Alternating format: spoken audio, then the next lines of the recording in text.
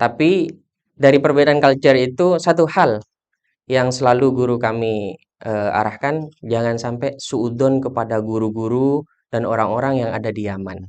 Ajarkan Rasulullah, jaditu imanakum biqauli la ilaha illallah. Kita memperbanyak lafaz la ilaha illallah, zikir la ilaha illallah.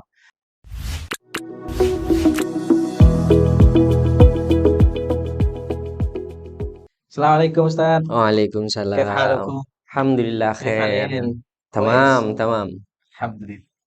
Baik, teman-teman, kali ini kita akan ngobrol santai, sharing dengan salah satu alumni Nazhatul Tulab yang sekarang beliau ini selain aktif sebagai guru di Pondok Pesantren Nazhatul Tulab, beliau ini juga sebagai dosen, kemudian juga sebagai mubaligh muda yang sangat terkenal sebagai mubaligh yang moderat di masyarakat.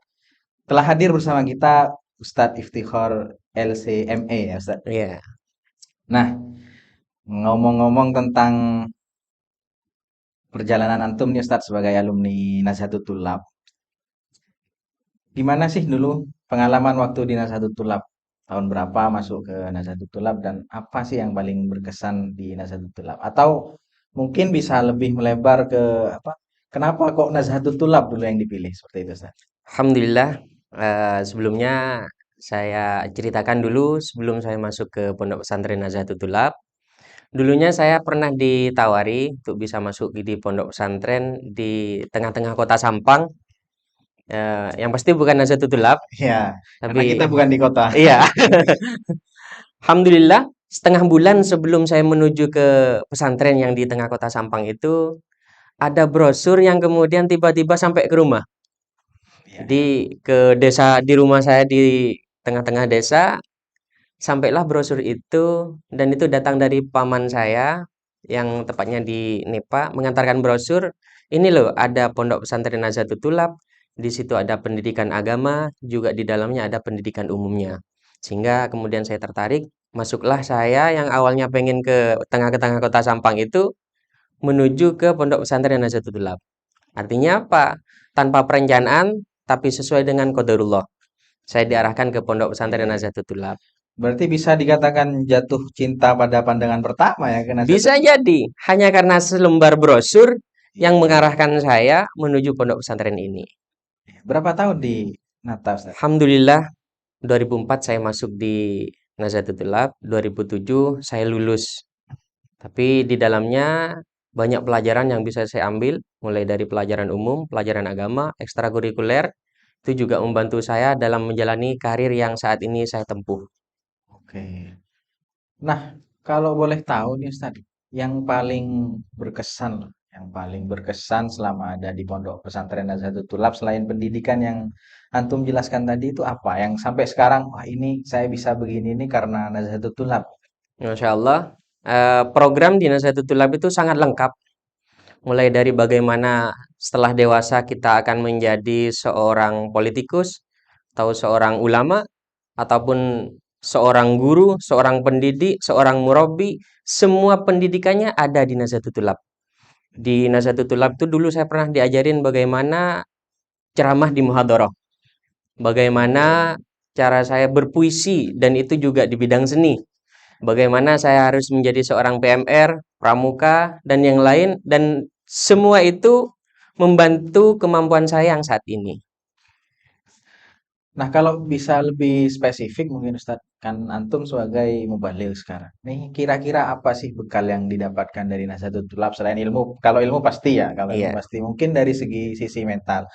Misal nih, kalau kalau saya pribadi, yang sangat saya rasakan itu, saya tuh dulu paling malu bicara di depan umum. Itu pasti udah lupa semua dengan apa yang sudah saya siapkan. Nah, berkat ada muhadharah yang sampean sebutkan Heeh. tadi, saya jadi akhirnya sedikit demi sedikit jadi orang yang pede gitu untuk ngomong di depan umum. Nah, kalau antum sendiri gimana? Alhamdulillah, sejak diajarin di muhadharah dan di bidang-bidang yang lain, kepemimpinan di PMR, di pramuka, terutama pendidikan-pendidikan di kelas, kita jadi banyak tahu karakter banyak orang. Karena ketika kita dakwah, kita tidak hanya menghadapi seorang guru yang duduk di depan kita mendengarkan pengajian kita.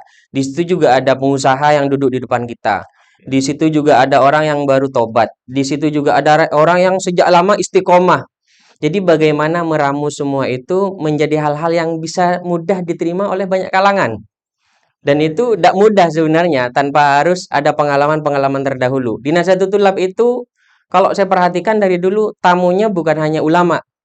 Tamunya banyak dari kalangan ulama, banyak dari kalangan habaib, banyak dari kalangan apa? Politikus dan di bidang-bidang yang lain banyak bertamu dan banyak mengisi seminar-seminar di Nahdlatul Tulab. Dari situ saya banyak mengambil pengalaman-pengalaman yang beliau-beliau bicarakan kepada kami para santri. Nah, ini kan sudah jadi rahasia umum ya. Beliau ini juga alumni Yaman. Beliau Iya. ditarim di Al-Ahqaf. Nah, dulu itu kenapa antum milihnya ke Al-Ahqaf itu? Padahal kan di Nata itu kan banyak pilihan. Antum bisa ke Mesir, bisa ke Sudan, ke Tunis. Kenapa kok milih Yaman gitu, Ustaz? Alhamdulillah berkah arahan daripada murabbi kami yaitu Kiai Had Muafi Kiai Had Muhammad bin Muafi. Beliau mengarahkan kami ke Al-Ahqaf. Jadi di Al-Ahqaf itu letaknya di kota Tarim, yaitu Tarim ini terkenal dengan kota seribu wali dan guru kami mengarahkannya ke sana.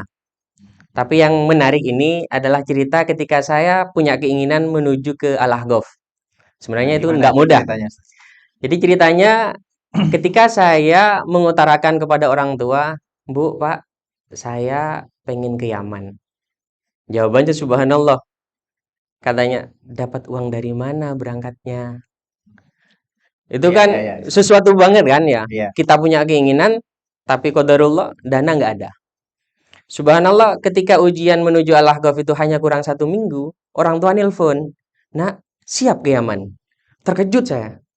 Lah kok bisa kemarin saya ditolak menuju ke Yaman, hari ini saya Justru disuruh ditawari. justru ditawari ke Yaman. Justru saya yang balik nanya, dapat dari mana dananya? Ada katanya. Jadi kalau kita punya keinginan, insya Allah semua akan Allah permudah jalannya. Walladzina jahadu fina lanahdiyannahum subulana. Yang penting kita punya keinginan, kita punya keinginan baik, Allah akan bukakan 1.000 jalan menuju kebaikan tersebut. Nah, berarti ini untuk teman-teman yang masih dalam masa perjuangan saat ini, jadi tidak usah ragu. Kita niatkan saja yang kuat, pasti ada jalannya, Insya Ustaz. Allah ada Insya Allah ada jalan. jalan. Nah, kemudian ini mungkin sedikit berbagi ya, Ustaz, dengan teman-teman yang mungkin nantinya punya keinginan untuk lanjut ke Yaman atau ke Timur Tengah yang lain. Apa sih sebenarnya yang harus disiapkan, Ustaz, untuk bisa lulus lah, untuk bisa lulus tes ke Yaman? Seperti itu. Untuk bisa lulus tes ke Yaman, ya pertama pendidikan dasar, mulai nahu, fikih, sorofnya, terutama bagaimana interaksi menggunakan bahasa Arab. Tapi di samping itu ya jangan lupa juga minta ridho kepada kedua orang tua, jangan berhenti untuk selalu berdoa. Insya Allah dipermudah jalannya. Nah, ini di Yaman itu seperti apa, Ustaz? Tantangan yang akan dihadapi para calon mahasiswa nih yang sekarang punya keinginan untuk ke Yaman itu selain tadi ya keilmuan pasti karena dites. Nah, selain itu apa yang harus dipersiapkan? Tantangannya di Yaman, belajar di Yaman tuh seperti apa itu yang harus disiapkan dari sekarang? Untuk teman-teman yang ingin melanjutkan studi ke Yaman, kita tahu di mana bumi dipijak, di situ langit dijunjung. Artinya di Indonesia culture-nya berbeda dengan culture yang ada di Yaman. Tapi dari perbedaan culture itu satu hal yang selalu guru kami arahkan, jangan sampai suudzon kepada guru-guru dan orang-orang yang ada di Yaman. Lebih-lebih ketika saya di Yaman sendiri dulu, ketika ikut pengajian Habib Abdullah bin Muhammad bin Syihab, beliau inti daripada pidato beliau ya cuma dua hal, husnudzon billah wa husnudzon bi ibadillah. Jangan pernah berburuk sangka kepada Allah, jangan juga berburuk sangka kepada manusia, terutama kepada guru-guru kita yang mungkin kita akan menemui guru-guru baru di sana. Mudah-mudahan ya dengan husnudzon ini kita akan selalu diarahkan kepada hal-hal yang positif. Jadi mungkin itu saja. Mungkin ada amalan tertentu gitu, Ustaz, agar kita bisa dipermudah untuk bisa ke Yaman, entah itu untuk belajar atau mungkin untuk ziarah kepada wali-wali Allah yang ada di sana. Indomie. Karena saya taunya dulu bahasa Arabnya mie itu makrunah, saya bilang mau beli makrunah. Nah, ternyata orang Arab tidak paham. Tidak ada, kita tidak jual makrunah katanya.